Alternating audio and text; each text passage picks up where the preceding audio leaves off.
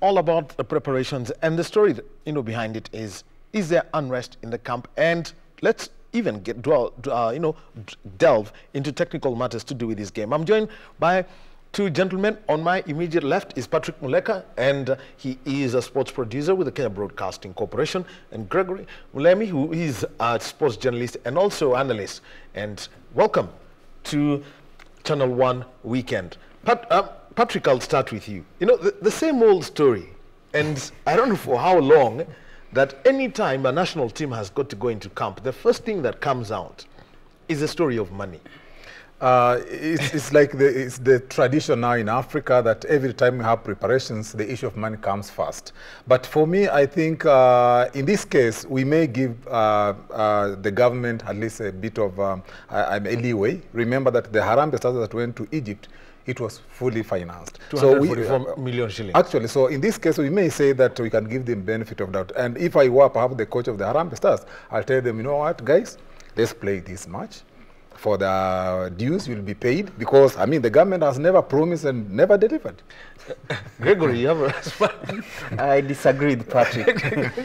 Well, this game was planned way long time ago, because the FIFA calendar is with everyone, the CAF calendar is with everyone, the national, the leagues, we know when the leagues ended, we knew that we were going to the Africa Cup of Nations, we knew that after that, on 28th of July, you are going to play Tanzania in the CHAN first round qualifier. So I think there's someone who's at fault here, because if you budgeted for 240 million for the Africa Cup of Nations, I think this two-legged tie could have been as well budgeted for, because if I look at the main sponsors for the Harambee Stars, that is Betin.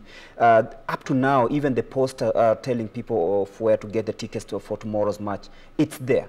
What have they done to merit being there as part of the sponsors if they're not giving out anything? I think there's something at fault, and it needs to be addressed between now and tomorrow midday, because otherwise we'll be embarrassed at Kasarani. And the whole story is this. It broke this week in one of the papers in the story, and when it started going round, we just didn't get a response immediately. When, and knowing this and what goes on, how does this directly affect the team? It affects the team because, first of all, the preparations will be poor. There'll be no motivation in the camp. But these players have been in camp for the last 2 weeks. They can come because it's part of their pre-season. The league has not started. The league starts on 30th of this month, and it means that they get maybe first-class training from a first-class coach that is in Minya. So they see that instead of me going to Mumias or to Uganda in Gulu to train there, let me train with the national team, get my fitness for the what? For the upcoming league fixtures, because we know all these players are local-based, and it helps them in some way. Patrick, you have rejoined to that. I do. You know, there are two things. One, we have to achieve for the national team. Okay, always I'll go for the players, because, you know, players come out, they are trained, and they know that they have a national assignment to actually execute. And last time they went out, they came with a goalless draw, and they need to get a result tomorrow. But again, as you talked about the issue of communication, I think after the Egypt tournament, that's after the AFCON, we've been having a problem with communication from the FKF. And I think something has to happen, because when the information came, as you said, many people are asking, where is this coming from? Someone did not come out as early as possible to say. Now today, Nick Mwendo is saying that, you know, there's no unrest, you know, everything is okay. But remember, the information is out there. So I think to make sure that everything is okay, I'll go with that Mulema said. Let FKF come out and talk to these guys. Even if the man will be released later, let them get the communication before tomorrow midday. All right, now let's delve into the matters. And the first match ended goalless in Dar es Salaam, and some players stood down. One was goalkeeper John Oyemba. He came out as a really good goalkeeper, and he's won the Golden Glove before. That was in 2018. 2018. Yes. And Joash Onyango, a man who did not play in the Cup of Nations due to injury. Let's start with this, the overall review of the Harambee Stars' performance. Gregory, I'll start with you. An away performance, clean sheet, that was exemplary from the Harambee Stars, because not many times have we had Harambee Stars have gone out of the country and kept a clean sheet. They've never shut the door for so long, and it's something that needs a recognition. And you look at the players who stood out. These are part of the some of the players who went to represent the country in the Cup of Nations. Joash Onyango unfortunately did not play in the Cup of Nations. So did Oyemba, who was the third choice keeper in the Cup of Nations. But it shows you the experience they got from there. I think it's what motivated them into this fixture, because I remember there's a save Oyemba made at the last minute of the match. I think it was one of the factors. Maybe that trip to Egypt and France might have played a factor in that. They had that motivation that given this chance I can do better. It's what happened in Tanzania. Muleka, this is where I want to spin it now. I mean, look at it. Anytime, for example, Gor Mahia or AFC Leopards or Bandari now go and play outside, they tend to look for that draw. But there's something in football that is known as the away goal. And there is a method to the madness.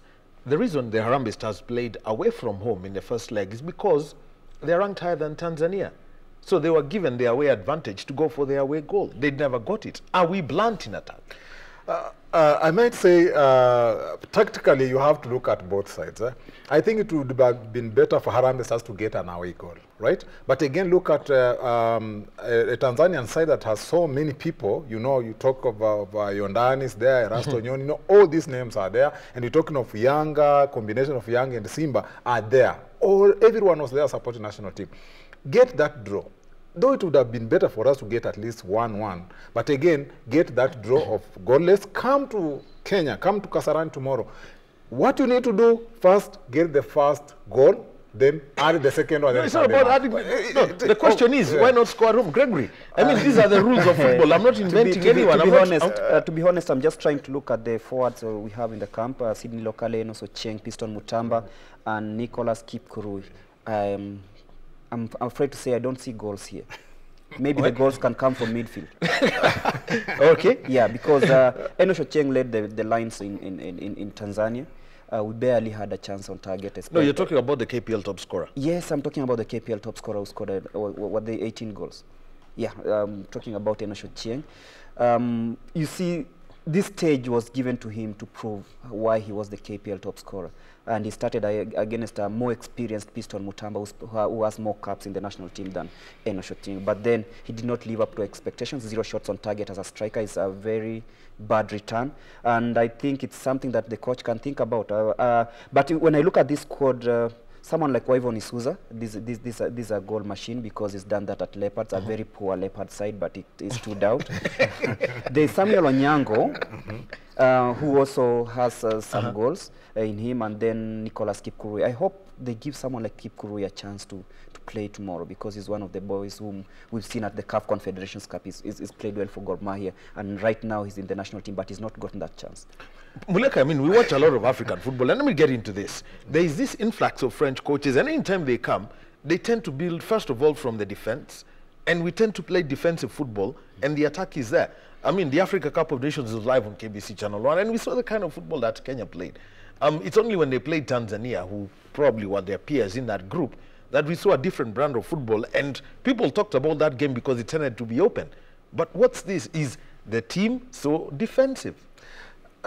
It is. And when you look at perhaps how Minya has built his team, and which is, of course, you said is a characteristic of all coaches from France, is that I think Africans have a problem with conceding goals. So they start from defense, moving to the they start from defense, moving to the midfield. Now the problem is the combination of midfield and striking force. That's where we have a problem. And I think if Minya can be able, like what Mulema said, the combination of Samuel Onyango, perhaps, and then we have Yvonne Isuza, then I don't know. I think he can use 2 strikers. If we are to get goals, then we have a supportive midfield. We can get goals. But if they go with the same formation like the last one we had in Tanzania, I think we are going to have another difficult afternoon tomorrow.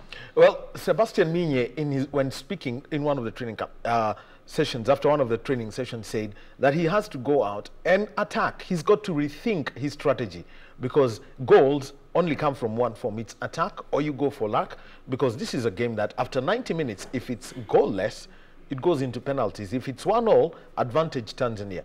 And Gregory, let's just look at the probabilities of, the probables from the Harambee Stars side. In goal, who starts, Saruni or Oyemba?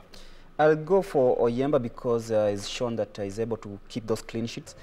But then, you know, Saruni is more experienced. But I think Menyes trusts Oyemba because of the way he's worked with him previously. And Saruni, I think, came here because of pressure.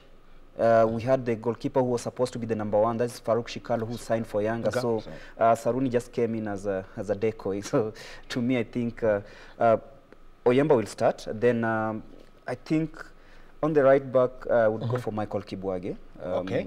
Though he's a centre back, but look to shut someone like John Boko, who's very, very, very dangerous. So you need another bullish guy. And then I'll have Joash Onyango and Bernardo Cheng partnering in defense. That's a good combination, proven. And then I think Miheso should start from the left wing, the way he started in Tanzania. And then we'll have Muguna, and if I was Minye, I could start Shambi. Very brilliant boy. Yes. He's played for the under-23s. He's one of the upcoming talents. Because we want to build these boys and throw him into the mud. Let him get the dirt. Musa Masika. Then I'll go for Piston Mutamba because of his aerial prowess. And then maybe Nicolas Kipkurui. And then just to balance matters, from the left, I use Abdallah Hassan. I think to me, that lineup can maybe create something. All right, let's look at the Tanzania lineup. Juma Kaseja in goal and Muleka. I know you keep up with this. What's this, I mean, when you hear a name like Juma Kaseja in goal, what comes to you first? First, you look at, he's a big name, right?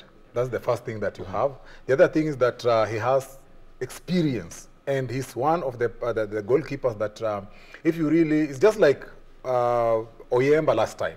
Is a goalkeeper that will give you the services. Is a person that you cannot just beat like that. And that's why perhaps in this case we're talking of Harambee Stars that need to have, I mean, you have fire, let's have it from the word go. Because, you know, this is a good goalkeeper I'm talking of. You know, so we're looking at a Tanzanian side that's going to have the best goalkeepers, we say. So far, for me, when I look at the goalkeepers from because Kenya to Tanzania, actually, I can't... Juma Kaseja, because Aishi Manula is injured, and he played actually at the AFCON with an injury. Yeah. Then let's get into defense. You've got Yondani, you've got Erasto Nyoni, you've got Yahya Mudatiri. Who would you have in your would you have or not want to have in the Tanzania side? For me, I'll keep the three. Because, you know, last time, you know, they have the experience, they were at the AFCON, right? Erasto Nyoni, we're talking of Yondani, they did a good job in AFCON in Egypt. So I'll retain them.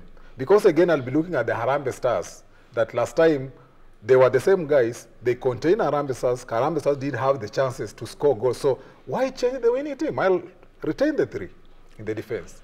Then, let's look at attack. You know, John Boko going up there. Mulemi has mentioned that he needs somebody who can bully him out of the ball. What would happen with the kind of attack that John Boko would present and the challenge he would present to the Harambee Stars? You know, in this case, I'll have to go with the information that, you know, this guy is bullish, right? There are two things you can do. You either do what Mulema said, you get another person who is one-on-one, the same height, the same, you know, body, you know, everything. Or you mark him out of the game. It's as simple as that. You mark him out of the game. You have faster players and use the wings. That's it. So who would you use to mark out somebody like John Boko if it wasn't the back four? Dennis Odhiambo. Yeah. Then in that case, then Dennis Odhiambo, if he's occupied by Boko, then it means that we are giving someone like Yahya Mudadiri a chance to maneuver in the midfield. Because I wonder why he did start in the first leg, Yahya, because he's one of the best defensive midfielders I've watched. The moment he left that pitch when we were playing Tanzania in Egypt, it opened up the game and we got that chance. And maybe this is the wild card that Coach Etienne is trying to put tomorrow, and we'll see him maybe play part because he's such a brilliant player. But then there's Jonas Mukude, is one of those players we are forgetting. But I foresee at Tanzania side that will be dominated by Yanga and Simba players. Yes. And then Azam and maybe Coastal Union coming in to spice up the lineup. Now, the championship, the African Nations Championship, or CHAN, is basically a competition, and it's where if you are Tanzanian and you're based in Tanzania, then you can represent your country. So that is where a player like, you know, Francis Kahata plays in Africa, but the fact that he signed for Simba cannot represent the nation. If he was still a Gor Mahia player, that would have been the case.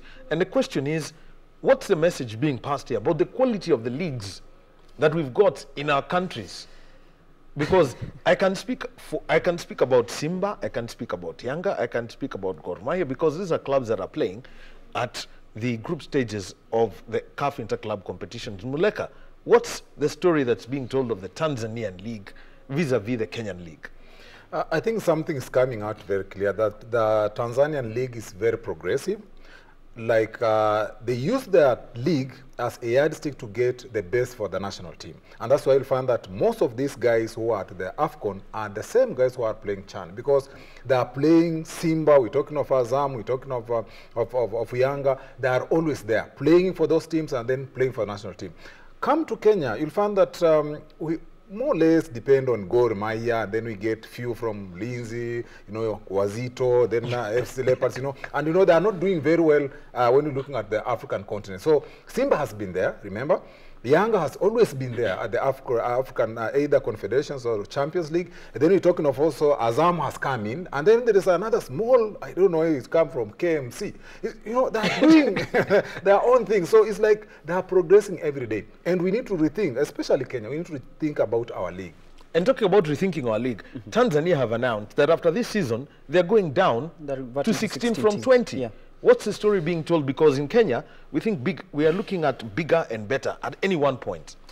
It's good to be ambitious. The way Kenya, we are trying to be ambitious, but you look at the financial part of it, then an 18-team league, I'll always say it's too expensive to run. We've seen the hula balloons that happened last season, many teams dishing out walkovers. One team. But it affected many Mount teams. Kenya FC. Yeah, Mount Kenya FC. It affected many teams. I think 16 teams are manageable, and I think the Tanzania Football Federation. But what about competitiveness? Because that's what matters. It will be there because the APL has got 20 teams, the Bundesliga has 18. Yeah, because they have the money. Our league doesn't have money. Look at the way our league is being run. Right now, sometimes the clubs go without the grants. It takes time to be paid, and it's something that is really affecting the 18 teams. And the 16 teams, I believe it will be more competitive, because as Muleka says that Tanzanian league is competitive, I tend to differ a little bit, because it's only Yanga and Simba who dominate, because Azam has fallen down the pecking order. Coastal Union is trying to come up. We only know of Simba, we know of Tanzania, Yanga, and then the likes of KMKM, the likes of Singida, Azam, that's really struggling to catch up, and it shows you the difference. Tanzania has, let's say, 3 teams that have good money, and the rest of the teams are really struggling to catch up with the 2. So, Muleka, now tell me, which way will it go tomorrow? Tomorrow I'm seeing a rejuvenized Harambee Stars with full of energy, want to get the first goal, and I think that's what will happen. I think Minya will tell the boys, forget about the issue of money, we've sorted it. Let's go there and get the first goal, first half, then have the second one, then let's just play our defensive football, and then we are in. Kenya came from behind to beat Tanzania by 3-2 at the Cup of Nations. Is that heart still there? It's there because you look at the records. They've played a couple of times, Kenya winning 21. Tanzania has 15 wins and 17 draws for the 2.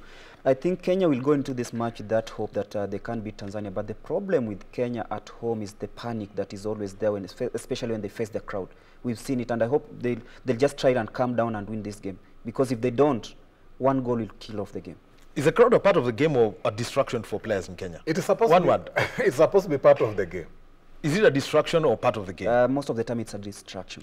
Well, the Harambee Stars players have got to work with the distraction that is the crowd, because tomorrow there is only one prize for all the tickets, and it's free sitting anywhere at the Moi International Sports Center, Kasarani, as the Harambee Stars play against the Taifa Stars of Tanzania, and this is in an African Nations Championship, second leg, first round qualifier, to be played from 4 p.m. We will have the report of that match at 7 p.m. and also at 9 p.m. Will Kenya have progressed to face Sudan, or will it be a story of another match that has gone away and Kenya fails to participate at the CHAN again? That's in the next 24 hours. Thank you very much, gentlemen. Patrick Muleka on my immediate left and Gregory Mulemi. Well, and on behalf of the team that put this together and my co-anchor, Purity Museo, and our sign language interpreter, Steve Dunde, I want to wish you a good night.